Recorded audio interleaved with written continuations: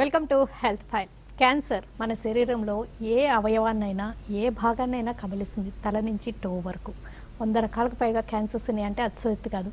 అలాంటిది bone cancers కూడా ఉంటుంటాయి. బోన్ క్యాన్సర్స్లో కొన్ని మ్యాలిగ్నెంట్గా ఉంటుంటాయి, మరి కొన్ని బోన్ ట్యూమర్స్ ఎలాంటి హాని చేయకుండా బినైన్గా కూడా ఉండవచ్చు. మరి పిల్లల్లో ఎక్కువగా కనిపించే ఆస్టియోసర్కోమా లక్షణాలు ఎలా ఉంటాయి, బోన్ క్యాన్సర్స్ టైప్స్ ఏంటి, సిమ్టమ్స్ ఏంటి, ట్రీట్మెంట్స్ ఎలా ఉంటాయి, వివరాలను అడిగి తెలుసుకుందాం. Omni hospitals ortho oncologist doctor Kishore B Reddy గారిని అడిగి.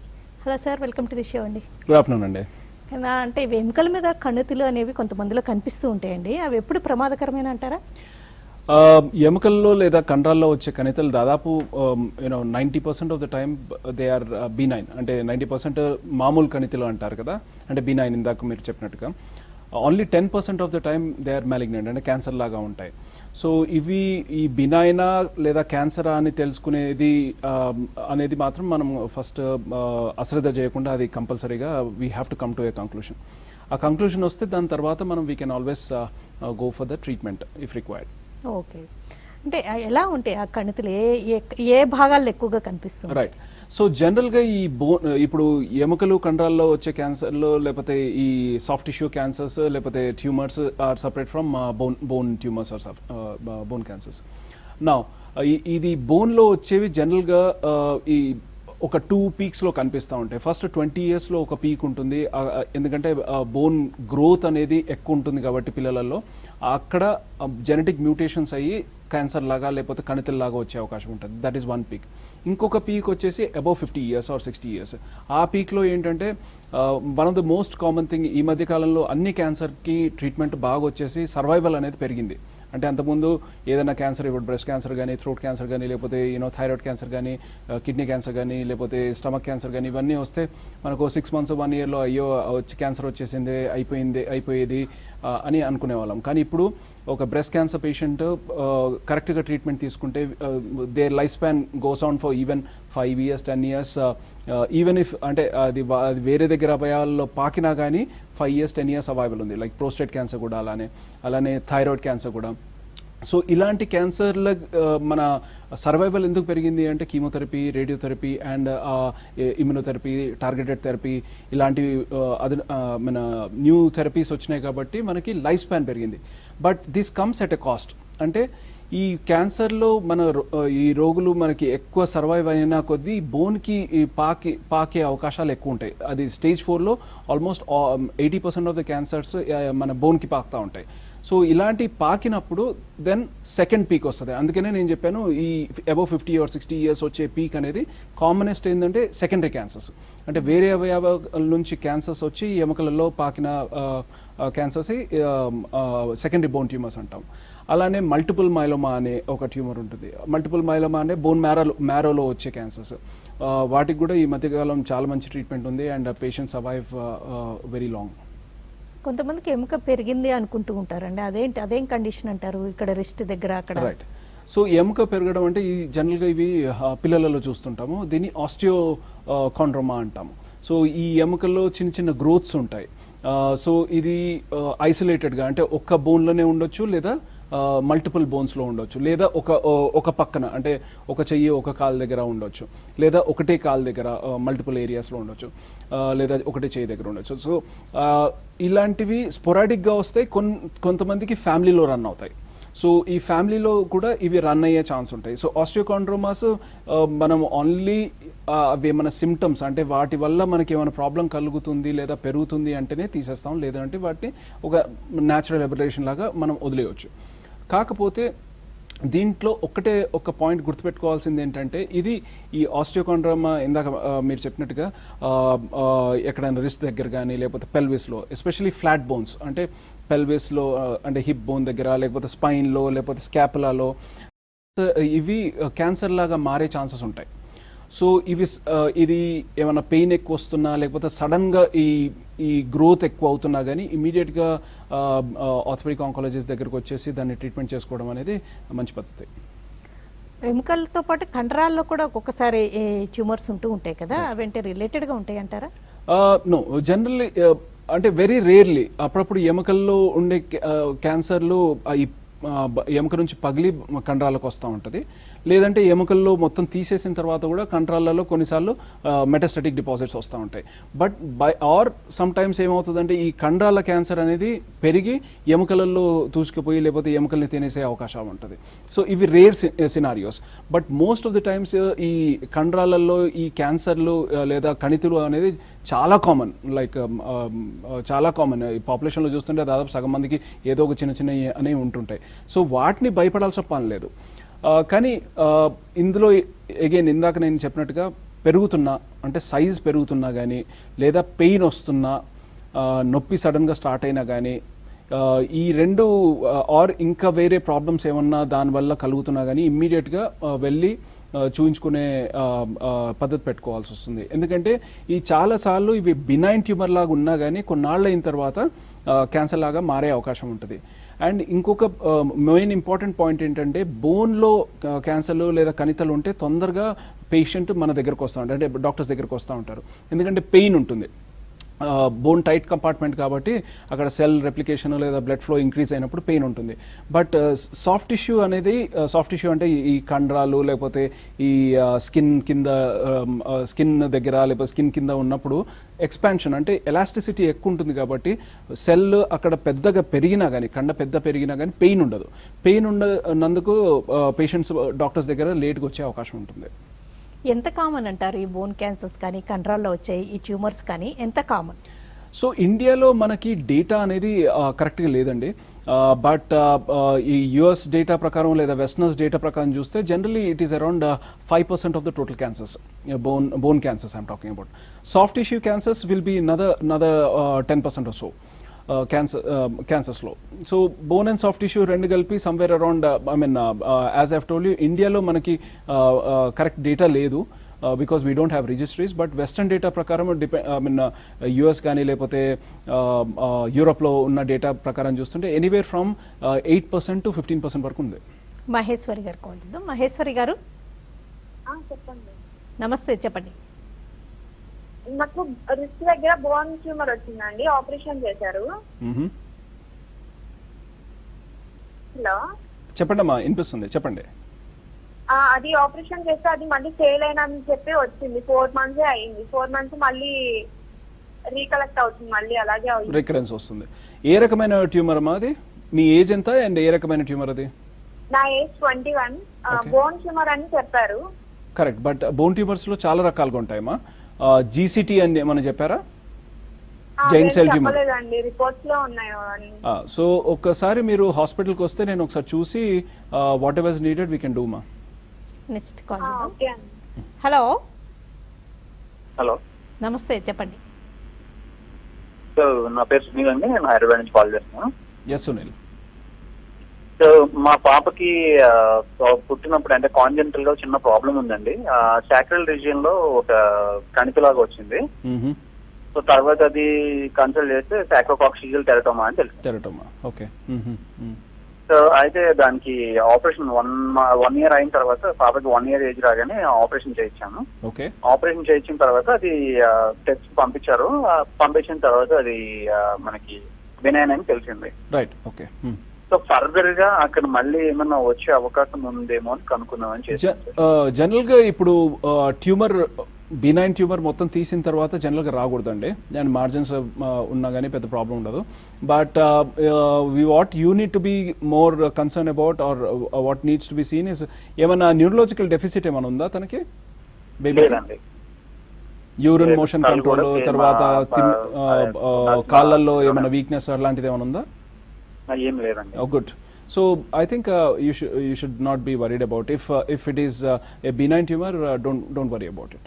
Health file. Omnia hospitals ortho oncologist doctor Kishore B Reddy గారితో ఎముకలలో కణితులను ఎలా ట్రీట్ చేస్తారు, ఎప్పుడు ప్రమాదకరమని, వీటిలో ట్రీట్మెంట్స్ వచ్చిన ఆధునికతల వివరాలు తెలుసుకుంటాం. ఈ బోన్ ట్యూమర్స్ అనేవి అంటే మీరు టైప్స్ని బట్టి ట్రీట్మెంట్ ఉంటుందా, ట్రీట్మెంట్ అప్రోచ్ ఎలా ఉంటుందంటే? ఫైన్. సో బేసిక్గా వెనెవర్ అంటే ఎప్పుడైతే మనం ఈ కణితి కానీ ట్యూమర్ కానీ బోన్లో కానీ కండరాల్లో కానీ ఏదైనా కనిపించినప్పుడు, సస్పెక్ట్ చేసినప్పుడు ఫస్ట్ ఆఫ్ ఆల్ ఒక కరెక్ట్ ఇన్వెస్టిగేషన్ చేస్తాం. లైక్ ఈ bone and soft tissue musculoskeletal oncology అంటాము. ఈ బ్రాంచ్లో గోల్డ్ స్టాండర్డ్ మాకు ఎంఆర్ఐ అండి. So first of all, basic investigation is X-ray. After that, if required, we'll go for a MRI. So ఎంఆర్ఐలో మనకి ఏమేమి తెలుస్తుంది అంటే, ఒకటి కంప్లీట్ స్ట్రక్చర్ ఎలా ఉంటుంది, క్వాలిటీ ఆఫ్ టిష్యూ లోపల ఎలా ఉంటుందో తెలుస్తుంది, అలానే నరాలు కండరాలు ఎంత దగ్గరలో ఉన్నాయని తెలుస్తుంది రక్తనాళాలు, తర్వాత జాయింట్ ఇన్వాల్వ్మెంట్ ఉందా లేదా తెలుస్తుంది, బోన్ మ్యారో ఇన్వాల్వ్మెంట్ ఉందా లేదా తెలుస్తుంది. So MRI is gold standard. అది అయిన తర్వాత ఒక బయాప్సీ చేస్తాం, అంటే ఒక చిన్న ముక్క అక్కడ నుంచి తీసి టెస్ట్ పంపిస్తాం. సో జనరల్గా ఇప్పుడు వరల్డ్ వైడ్ ఓపెన్ బయాప్సీస్ ఎవరైనా చేయమండి, ఓన్లీ వెరీ ఫ్యూ ఇన్స్టెన్సెస్ ఉంటాయి అది ఓపెన్ బయాప్సీ చేయాల్సి వస్తుంది. లేదంటే ఒకటే ఒక స్టిచ్తోని నీడిల్ లోపల పెట్టేసి అక్కడ నుంచి టిష్యూ తీసి టెస్ట్ పంపుతాం. సో ఇది మనకు రఫ్లీ అరౌండ్ 3 to 4 డేస్లో మనకు రిపోర్ట్ వస్తుంది. సో ఆ రిపోర్ట్ వచ్చిన తర్వాత మనకి ఏంటి అనేది తెలుస్తుంది. సో ఇన్ కేస్ అది ఏమైనా క్యాన్సర్ లాగా అనిపిస్తే then what we do is that we send the patient for staging. అంటే స్టేజింగ్ అంటే ఏంటి అంటే, ఆ ఏరియాలోనే ఉందా లేకపోతే ఎక్కడైనా వేరే దగ్గర పాకిందా అనేది. సో ఈ వేరే దగ్గర ఎక్కడైనా bone and soft tissue tumours ఇవి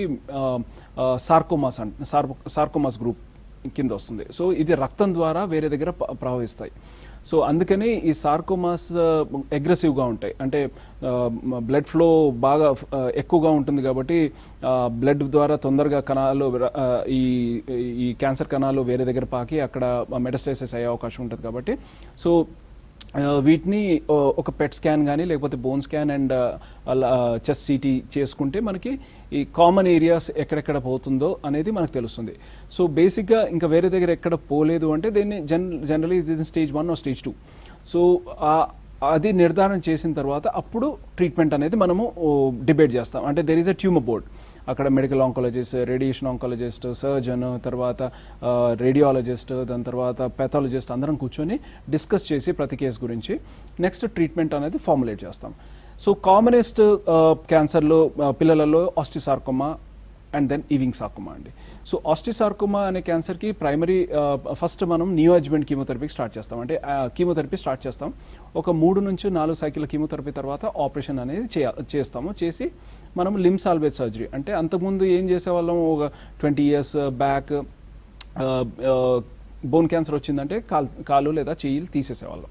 సో బట్ ఇప్పుడు ఉన్న మెథడాలజీతోని, అండర్స్టాండింగ్ ఆఫ్ ద సబ్జెక్ట్తోని ఈ తీయకుండా ఆ క్యాన్సర్ని మొత్తం నార్మల్ టిష్యూ ఎన్వలప్తోని మొత్తం తీసేస్తాము, గుడ్ మార్జిన్తో తీసి అక్కడ ఆ ప్లేస్లో వేరే రాడ్ కానీ లేకపోతే వేరే ఎముక కానీ లేకపోతే వేరే వాళ్ళ అంటే అలోగ్రాఫ్ట్ కానీ లేకపోతే మెటల్ ఇంప్లాంట్ కానీ ఇలాంటివి ఏదన్నా పెట్టి మనము అక్కడ ఫుల్ ఫంక్షన్ ఇవ్వడానికి ప్రయత్నం చేస్తాం. సో ఈ సర్జరీ అయిపోయిన తర్వాత మళ్ళీ కీమోథెరపీ కంటిన్యూ చేస్తాం. సో టోటల్గా around 8 to 9 cycles of chemotherapy ఇస్తాం ఏది ఆస్టిసార్కోమాలో. ఓకే, కాల్ చేద్దామండి. హలో హలో, నమస్తే అండి, చెప్పండి. నమస్తే మేడం, మా ఎల్వినారు రమేష్ అండి. చెప్పండి. మా అబ్బాయికి చెప్పండి రమేష్ గారు. సార్, మా అబ్బాయికి 19 years లో స్కూల్లో ఆడుకుంటున్నప్పుడు కింద పడి మోచేతి నుంచి కింది భాగం, మోచేతి నుంచి పై భాగంలో కండరాలు ఉంటాయి కదా సార్, కండ, అక్కడ ఆ భాగంలో చెయ్యి ఏమైందండి? ఆ భాగంలో చెయ్యి ఇరిగిందండి. ఇరిగింది. ఓకే, ఇరిగింది. అయితే హాస్పిటల్ మన డాక్టర్ కృష్ణారెడ్డి రోడ్ నెంబర్ 6 లో ఉంటాడు, ఆయన గాంధీలో చేస్తాడు. సార్ దగ్గర తీసుకుపోతే ఎక్స్రే తీస్తే దాంట్లో బోన్ సిస్ట్ అనేది ఉన్నది. ఆ బోన్ సిస్ట్ కు ఆపరేషన్ చేయాలి. ఇప్పుడు ప్రస్తుతం అయితే అట్నే దాన్ని కట్టి తర్వాత కొద్ది రోజుల తర్వాత మళ్ళీ ఆపరేషన్ చేసి ఆ బోన్ సిస్టమ్ తీసింది సార్. రాడ్ వేసారు. ఓకే, ఆ బోన్ సిస్టమ్ ల్యాబ్ పంపించారు. ల్యాబ్ పంపిస్తే నో క్యాన్సర్ అనేది వచ్చింది. ఓకే, అయితే బాబు ఇప్పుడు 7 years దాటింది. అది ఆ ప్రాబ్లం. అది 7 years లలో ఎటువంటి మనిషి వీక్ గా ఉంటుండు, వేరే సైడ్ ప్రాబ్లమ్స్ ఏం లేవు. అన్నం ఇట్లా ఎక్కువ తినడు, మంచి బక్కగా ఉంటాడు. మంచి కాస్ట్లీ ఫుడ్ అది ఏదంటే అది పెడుతున్నాం, కానీ మంచి బక్కగా అట్లనే ఉంటున్నాం. ఓకే. అయితే సార్ను కూడా, కృష్ణారెడ్డి సార్ను కూడా చాలా సార్లు కలిసినాం. మరి ఏదైనా ప్రాబ్లం చూడండి సార్, ఇంకేమైనా వేరే సిస్టమ్ లేకపోవదా అంటే, ఏదైనా ప్రాబ్లం ఉంటే ఎండీ చూపించండి అని. ఫోన్ సిస్ట్ మళ్ళీ ఇంకేమైనా అయితే సార్ అంటే సేమ్ అదే లెఫ్ట్ హ్యాండ్ లో మళ్ళీ ఎక్స్రే తీపిస్తే మళ్ళీ బోన్ సిస్ట్ ఇట్లా ఏం రాలేదు. ఓకే, కానీ మనిషి బాగా వీక్ ఉండడం కారణం ఉంది, లేకుండా ఇంకేమైనా టెస్ట్ ఉంటే 8 years కింద కదా చేసింది. ఓకే. నా జనరల్గా ఇప్పుడు మీరు చెప్పిన ప్రకారంగా ఆయనకి ఆ సిస్ట్ అనేది తీసిన తర్వాత క్యాన్సర్ అనేది వచ్చిందని చెప్పారు. బట్ ఈ క్యాన్సర్ ఏ రకమైన క్యాన్సర్ అనేది మనం చూడాల్సి వస్తుందండి. సో ఈ క్యాన్సర్ ఐ మీన్ నేను చెప్పినట్టుగా చాలా రకాల క్యాన్సర్స్ ఉంటాయి బోన్ అండ్ సాఫ్ట్ టిష్యూలో. సో ఇది ఏ రకమైన క్యాన్సర్ అనేది చూసుకోవాల్సి వస్తుంది. లేదు అండ్ జనరల్గా ఈ మస్కులోస్కెలిటల్ క్యాన్సర్స్ ఏవైతే ఉన్నాయో అది ఫస్ట్ 2 yearsలో వచ్చే ఛాన్సెస్ ఎక్కువగా ఉంటాయి, ఇప్పుడు ఏ సర్జరీ అయిన తర్వాత కూడా. సో ఈ 2 yearsలో రాకపోతే 90% the patient is suppose to be okay. Then 5 yearsలో 5 yearsలో కూడా ట్యూమర్ రాలేదు అంటే 96% వరకు దే ఆర్ సేఫ్ అండి. సో ఇప్పటికి మీరు చెప్తున్నట్టుగా అరౌండ్ 7 years అయిపోయింది, అయినా కానీ ట్యూమర్ వేరే దగ్గర ఎక్కడ రాలేదు అని అంటున్నారు కాబట్టి so you should not be worried so much, అంటే అంత వరీ అవసరం పని లేదు. కానీ ఒకసారి పేషెంట్ని అండ్ మొత్తం రిపోర్ట్స్ అన్ని తీసుకొచ్చి చూపిస్తే నేను ఒకసారి చూసి మీకు క్లియర్గా చెప్తాను. నెక్స్ట్ కాల్ ఇద్దాం. హలో హలో, నమస్తే, చెప్పండి మీ క్వశ్చన్ అడగండి. మేడం అది యాక్చువల్ కొంచెం గట్టిగా క్లియర్గా అడగండి. మీ పేరు? అజిత అండి. చెప్పండి, కొంచెం గట్టిగా క్లియర్గా అడగండి. ఓకే ఓకే సార్, వినిపిస్తుందా సార్? వినిపిస్తుంది మా అజిత, ప్లీజ్ టెల్ మీ. అది ఫస్ట్ బోన్స్ లో స్టార్ట్ అయింది అన్నారండి, తర్వాత వచ్చి లంగ్స్ అండ్ లివర్ కి పాస్ అయింది అంటున్నారు. ప్రస్తుతం అంటే ఆల్మోస్ట్ 1 month లోనే తెలిసింది. సో ప్రస్తుతం అయితే అది కీమోథెరపీ స్టార్ట్ చేశారు. ఓకే, తర్వాత అది మరి పని చేయలేదని చెప్తున్నారండి. అంటే ఏంటి ప్రాబ్లం అన్నది తెలియలేదు. అమ్మా మీరు చెప్తున్నట్టుగా అంటే ఏ రకమైన క్యాన్సర్ మా ఇది? అది లివర్ లంగ్స్ అని చెప్పారండి. ప్రస్తుతం బోన్ ఏ రకమైన బోన్ క్యాన్సర్ అని చెప్పారు? గోడల్లో వచ్చిందన్నారండి. Alright, fine.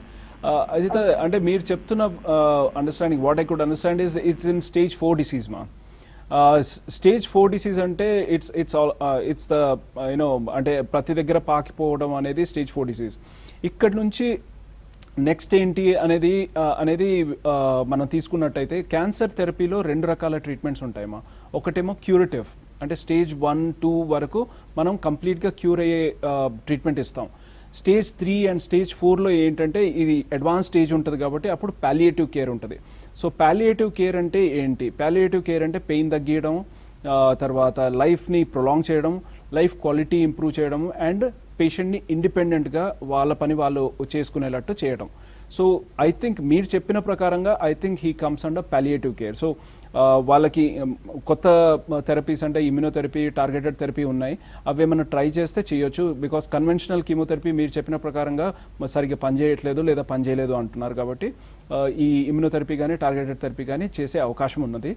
అంటే we can give a trial, but more than anything I think it comes under palliative care మా.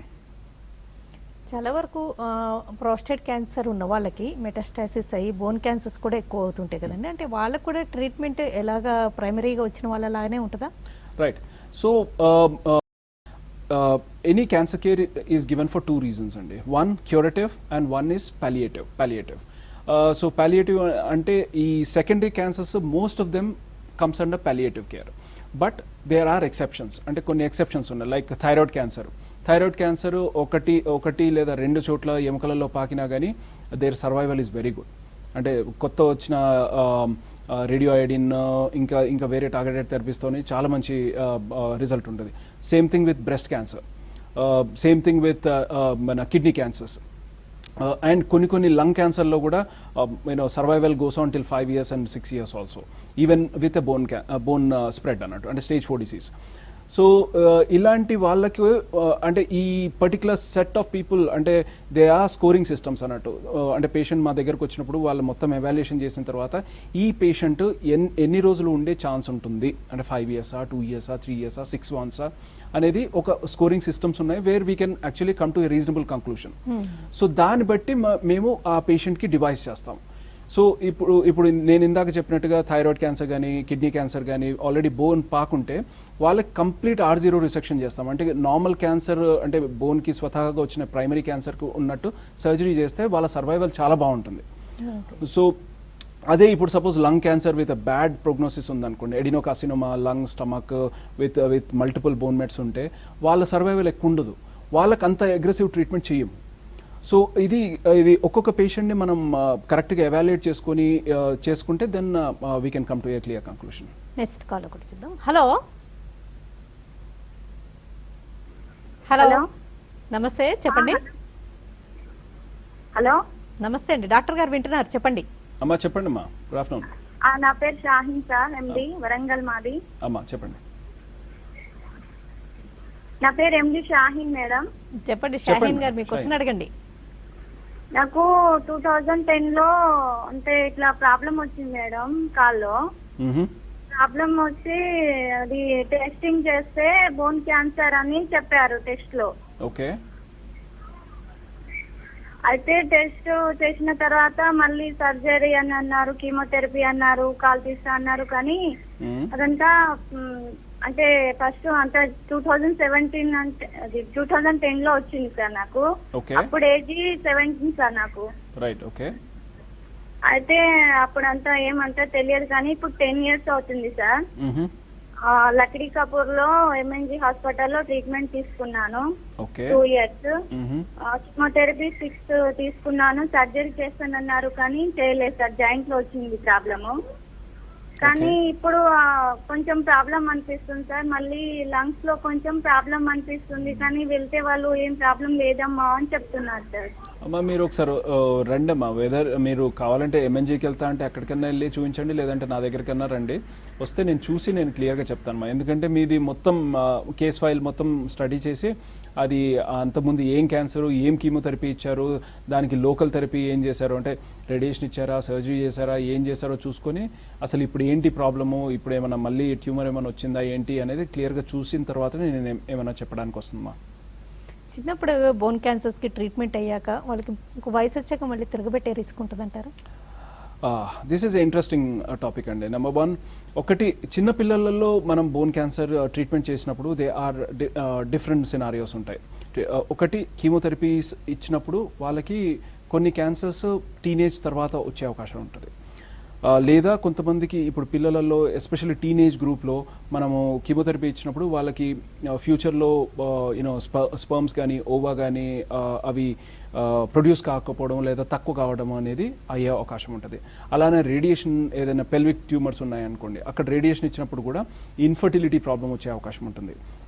సెకండ్ థింగ్, ఇప్పుడు మనం ఏదైతే రికన్స్ట్రక్షన్ ఇప్పుడు ఈ ఎముక ఒక పార్ట్ తీసేసామనుకోండి, ఆ తీసేసిన తర్వాత మనం పెట్టే ఇంప్లాంట్ ఏదైతే ఉందో లోపల వేసే రాడ్ కానీ లేకపోతే వేరే ఏమైనా అవయవం కానీ వేసినప్పుడు ఏమైనా వేరే ఇంప్లాంట్ ఏదైనా రికన్స్ట్రక్షన్ చేసినప్పుడు దే ఆర్ డిఫరెంట్ థింగ్స్. అడల్ట్స్లో ఉన్నట్టు ఉండదు. నెంబర్ 1, ఈ కిడ్స్ ఆర్ మోర్ యాక్టివ్, చాలా యాక్టివ్గా ఉంటారు. నెంబర్ 2, వీళ్ళు గ్రోత్ అవుతుంది. ఇంప్లాంట్ అంటే లోపల పెరుగుతూ ఉంటారు. సో కొన్నాళ్ళ వరకు అది పొట్టిగా అవుతుంది. సో మనం ఇప్పుడు లేటెస్ట్ వచ్చిన టెక్నాలజీ ఏంటంటే గ్రోయింగ్ ఇంప్లాంట్స్, అంటే ఆల్రెడీ పెరిగే ఇంప్లాంట్స్ మనం పెడుతుంటాం. యా, సో అంతకుముందు చిన్న సర్జరీ చేసి దాన్ని గ్రోత్ చేసేవాళ్ళం, ఇప్పుడేమో బయట నుంచి ఒక మిషన్ పెట్టేసి మనం దాన్ని గ్రోత్ చేసుకోవచ్చు. ఓకేనండి డాక్టర్ కిషోర్ బి రెడ్డి గారు, బోన్ క్యాన్సర్స్ టైప్స్ ఏంటి, లక్షణాలు ఎలా ఉంటాయి, అసలు బోన్లో ట్యూమర్స్ని ఎప్పుడు బినైన్ అనుకోవాలి, ఎప్పుడు మ్యాలిగ్నెంట్ అనుకోవాలి, లక్షణాలు ఎలా ఉంటాయి, పిల్లల్లో ట్రీట్మెంట్స్ ఎలా ఉంటుంటాయి, అండ్ ట్రీట్మెంట్స్లో వచ్చిన అడ్వాన్సెస్ గురించి వివరాలు అందించినందుకు థ్యాంక్స్. Thank you. ఇది